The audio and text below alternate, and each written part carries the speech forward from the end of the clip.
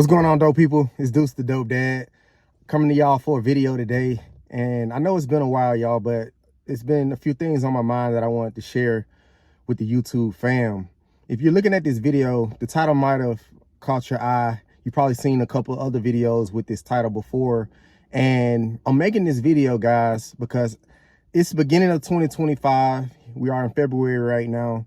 And I don't know if you guys have been feeling a shift in your life, kind of like I've been feeling over these last, I guess, almost 60 days that we're into the new year.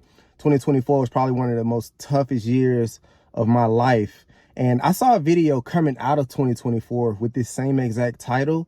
And it talked about, not to bore you guys with the backstory, but it just talked about being at a fork in the road, basically being at a fork in the road in your life and taking having two options and going down the path of the unknown, the path of uncertainty, and doing what's not comfortable, taking the option that's not comfortable, the option that you can't see the light at the end of the tunnel.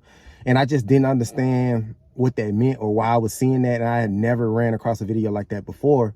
And coming into 2025, I can definitely understand why I saw that video, because there's been some things that's happened in my life just this year alone that I could have easily made the easy decision to go down the road of, like, I know what this looks like if I go down this road.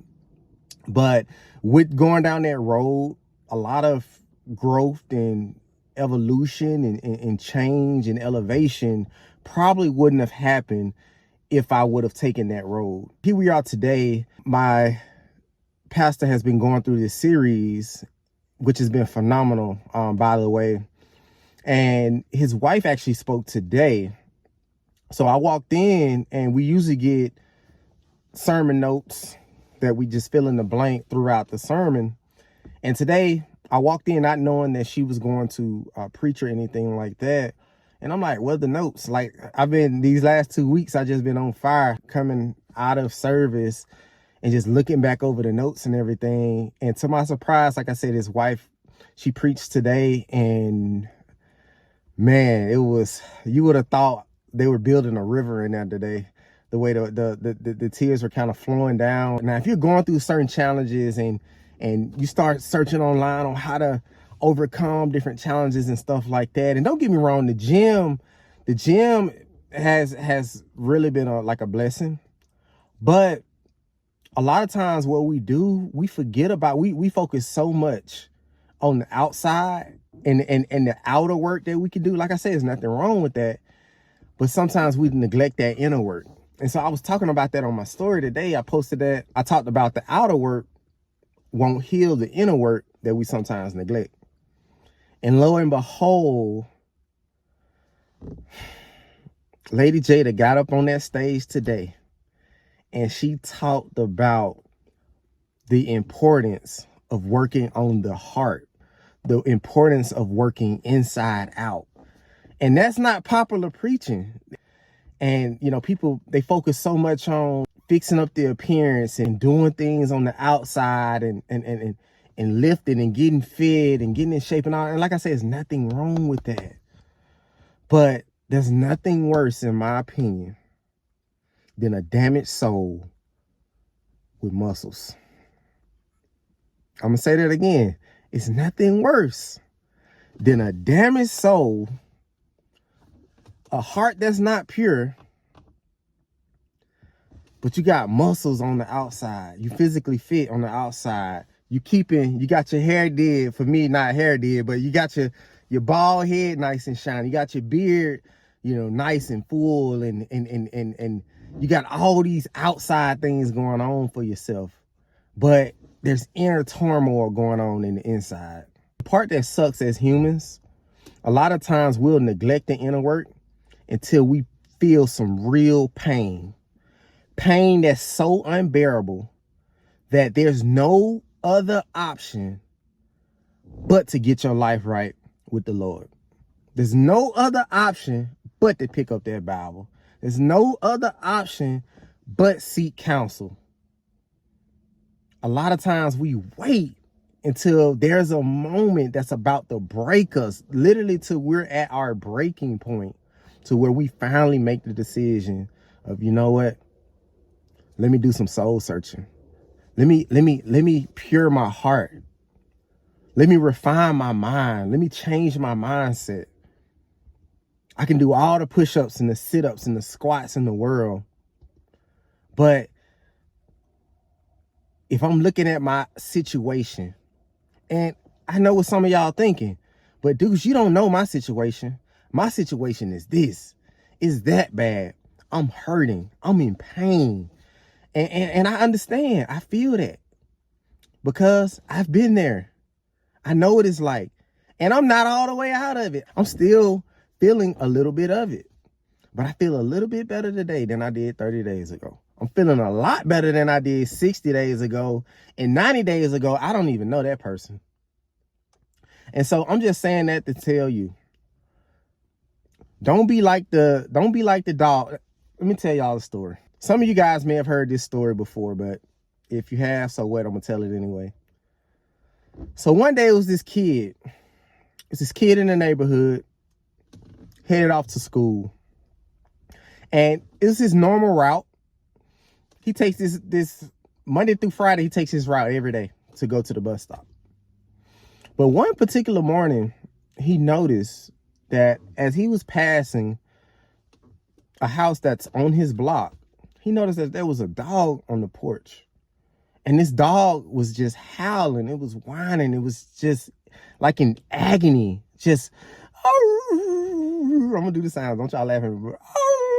Just like in pain. And the kid was just confused. Like, wow, like, man, I wonder what's going on with that dog. It's weird. So he thought nothing else of it. He kept walking, went to the bus stop, went to school, came home. Nothing. He got up the next morning. Same routine. Mom had his lunchbox, bag ready. He walked out for school. Dad gave a kiss on the forehead. And he starts to walk down the sidewalk again. He gets to this house again. And there the dog is again. Howling. In agony again. Oh. This howling just, and the kid's like, these people don't see their dog.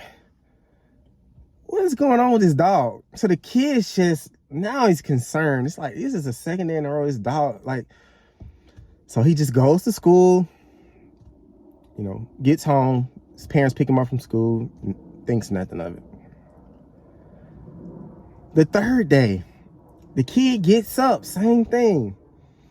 Not really thinking about the dog as he's leaving out of the house, same routine, grab his bag, head to the bus stop. Past that house, the dog is there again.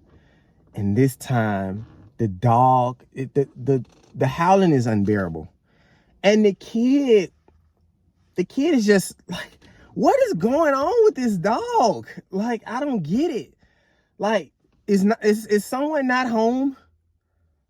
And so what the kid decided to do, you know what? Let me go knock on the door and figure out what's going on with this dog.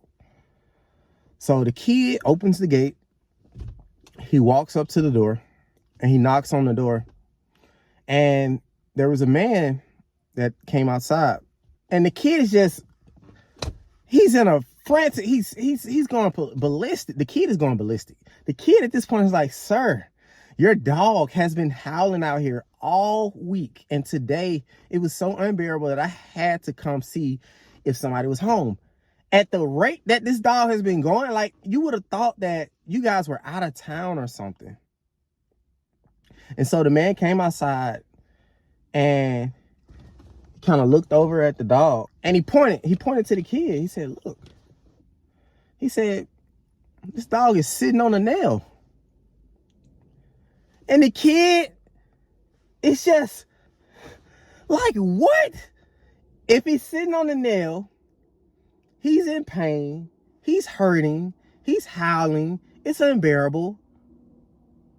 Why will this dog, why won't he rescue himself? It's all he has to do is get up. So he looks over at the owner and said, why won't your dog just get off the nail? The owner looks at him and he says, I don't know. I reckon it just don't hurt bad enough.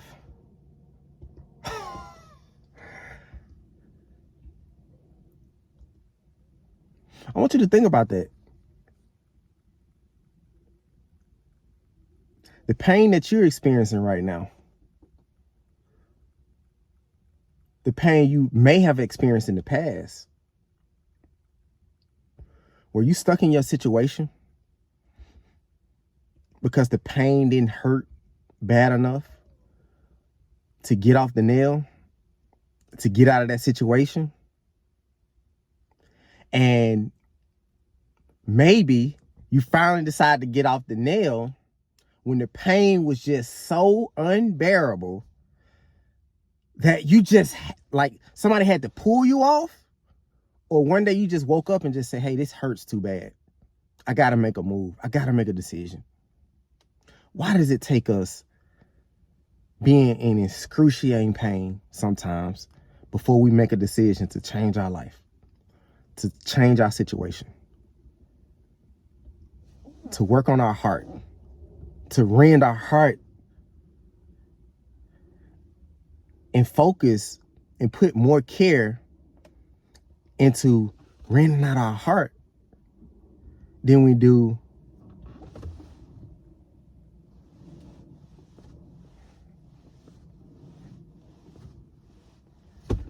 getting reps in at the gym? Like I said, it's nothing wrong with putting those reps in at the gym. But the gym will not fix a broken heart.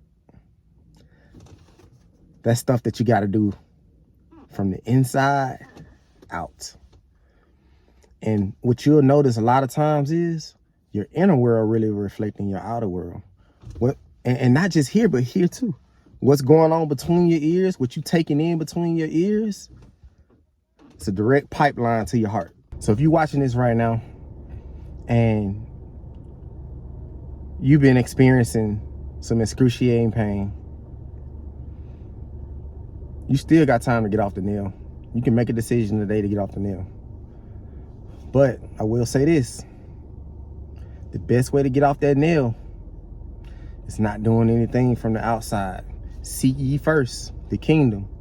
All the other things will be added to you, including pure joy, happiness. Because if anybody with some experience know, if you've been trying to fill that void of peace, joy, happiness, you've been trying to fill that void, you can't find that from a gym. You can't find that from the makeup. You can't find that from the beard oil. You can't find that from your barber, your hairstylist. You can't find that from your garments. You can only find that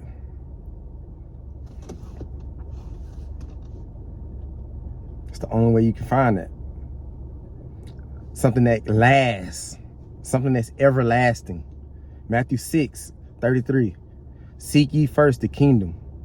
Everything else that you've been worrying about and stressing about, it's gonna be okay. So I hope this message finds you well. Don't wait until the pain is unbearable to get off the nail. You can do it today. Just make the decision. That's it. Y'all have a good rest of this year and a fruitful rest of your life. Peace.